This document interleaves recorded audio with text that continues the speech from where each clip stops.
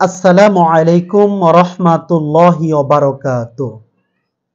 সম্মানিত ভাই বোন, পৃথিবীতে আমরা নানাভাবে আমাদের জীবনের মহামূল্যবান সময়গুলো অপচয় করে থাকি। আমরা এই সোশ্যাল মিডিয়ার যুগে আমরা মগ্ন হয়ে বসে থাকি সময় নষ্ট করার জন্য। কত সময় যে আমাদের জীবন থেকে আমরা এই সোশ্যাল মিডিয়া, এই মোবাইলে আসক্তি হওয়ার কারণে নানা প্রকার নানা অশ্লীলতার মধ্য দিয়ে শয়তানের নানান কাজে লিপ্ত হয়ে আমরা আমাদের জীবনের গুরুত্বপূর্ণ মহামূল্যবান সেই সময়গুলো অপচয় করে থাকি।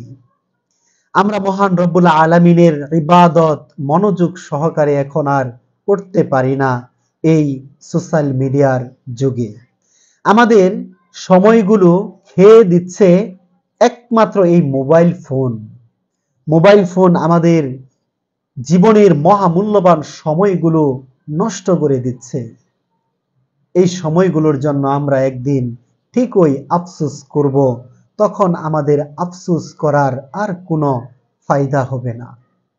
সম্মানিত ভাই বোন, আমাদের প্রিয় নবী হযরত মুহাম্মদ সাল্লাল্লাহু আলাইহি ওয়াসাল্লাম তিনি বলেছেন যে তোমরা তোমাদের এই জীবনকে সবচেয়ে বেশি প্রাধান্য দাও মৃত্যু হওয়ার আগে। মানে মৃত্যু হওয়ার আগে তুমি তোমার জীবনকে মূল্যায়ন করো। আমরা এখন পৃথিবীতে আছি, এখন যদি আমাদের জীবনকে আমরা মূল্যায়ন না করি, তাহলে মৃত্যুর মধ্য দিয়ে আমরা যখন পরকালে চলে যাব, সেই চিরস্থায়ী আবাসস্থল জান্নাত অথবা জাহান্নাম, আমরা জানি না আমাদের আবাসস্থল কোনটা, জান্নাত হবে নাকি জাহান্নাম। তবে আমাদের এই বর্তমান পৃথিবীতে থাকা অবস্থায় এই সময়টাকে মূল্যায়ন করতে হবে। কোনো মতে কোনো কারণে আমাদের এই মহামূল্যবান সময়গুলো যেন আমরা অপচয় না করি। সময় অপচয় মানেই হলো জীবনকে অপচয় করা। এ সম্পর্কে সুন্দর একটি উক্তি হাসান আল বসরি রহিমাহুল্লাহ তিনি বলেছেন, হে আদম সন্তান, তুমি তো কতিপয় সময়ের একটি সমষ্টি কেবল। তোমার জীবন থেকে একটা দিন পার হয়ে যাচ্ছে, মানে তোমার জীবনের একটা অংশ হারিয়ে যাচ্ছে। কত গুরুত্বপূর্ণ একটি কথা। আমি আমার জীবনের মহামূল্যবান সময়গুলো নষ্ট করতেছি, তার মানে আমি আমার জীবনের একটা অংশকে হারিয়ে ফেলতেছি। জীবনের এই মহামূল্যবান সময়গুলো সম্পর্কে আমরা একদিন ঠিকই আফসোস করব। আমরা সেই দিন আফসোস করব, কিন্তু সেই আফসোস আমাদের আর কোনো কাজে আসবে না। সম্মানিত ভাই বোন, সময়ের যে একটা যোগফল, সেই সময়ের যোগফলের নাম হচ্ছে জীবন। এই জীবন থেকে আমাদের সময়গুলো যদি হারিয়ে যায়, তাহলে আমাদের জীবনের এক একটা অংশ আমরা হারিয়ে ফেলতেছি। এ সম্পর্কে ইমাম ইবনুল কাইয়িম রহিমাহুল্লাহ তিনি গুরুত্বপূর্ণ একটি কথা বলেছেন যে সময় অপচয় মৃত্যুর চাইতেও ভয়ানক। সময় অপচয় মৃত্যুর চাইতেও ভয়ানক। কারণ মৃত্যু মানুষকে দুনিয়া এবং দুনিয়াবাসী থেকে আলাদা করে দেয়, কিন্তু সময়ের অপচয় মানুষকে তার রব থেকে আলাদা করে দেয়। সম্মানিত ভাই বোন, আমরা আমাদের এই মহামূল্যবান সময়গুলো নষ্ট করতেছি, তার মানে আমরা আমাদের রবের সাথে আমরা দূরত্ব সৃষ্টি করতেছি। আমি আপনি যদি মহান রবের কাছাকাছি আসতে চাই, মহান রবের ভালোবাসায়, মহান রবের প্রশান্তি শান্তি, মহান রবের বারাকা আমরা যদি লাভ করতে চাই, তাহলে আমাদের সময় অপচয় করা বন্ধ করতে হবে।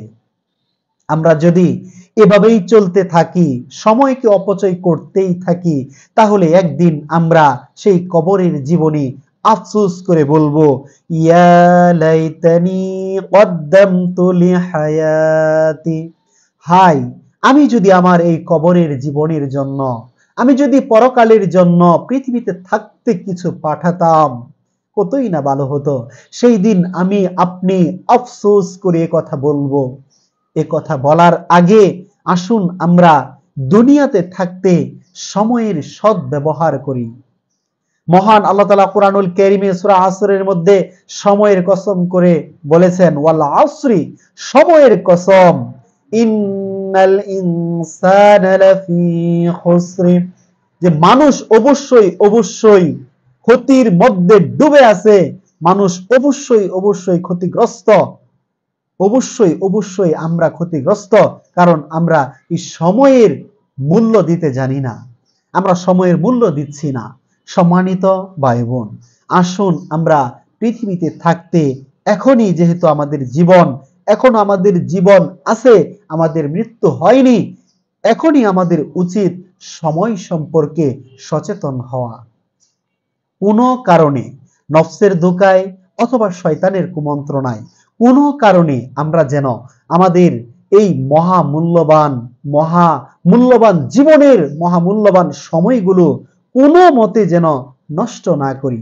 সেটা মোবাইলের মাধ্যমে হোক, খেল তামাশার মধ্য দিয়ে হোক, বন্ধুদের সাথে আড্ডাবাজি করার মাধ্যমে হোক, গল্প গুজব করার মাধ্যমে হোক, চাষটলে গীবত করার মাধ্যমে হোক, যে কোনো ভাবে আমরা যেভাবে সময়কে নষ্ট করি, প্রত্যেকটা সময়ের এই নষ্ট সময়গুলোকে আমরা চিন্তা ভাবনা করে আমরা যেন আমাদের জীবনের এই মহামূল্যবান সময়গুলো সম্পর্কে সচেতন হতে পারি, সময়গুলো যেন আমরা আর নষ্ট না করি।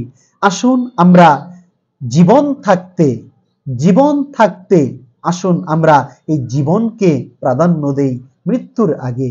তাই তো রাসূলুল্লাহ সাল্লাল্লাহু আলাইহি ওয়াসাল্লাম বলেছেন, তোমরা মৃত্যু আসার আগে এই জীবনকে মূল্যায়ন করো। আসুন আমরা জীবনকে মূল্যায়ন করি মৃত্যু আসার আগে। মৃত্যু হয়ে গেলে জীবনের সব ব্যবসা বাণিজ্য, সব লেনদেন আদান প্রদান সব কিছু শেষ, তখন আমাদের আফসোস করে আর কোনো লাভ হবে না। আল্লাহ তাআলা আমাদেরকে সঠিক বোঝার তৌফিক দান করুন এবং সময় সম্পর্কে সচেতন হওয়ার তৌফিক দান করুন। আমিন ইয়া রাব্বাল আলামিন।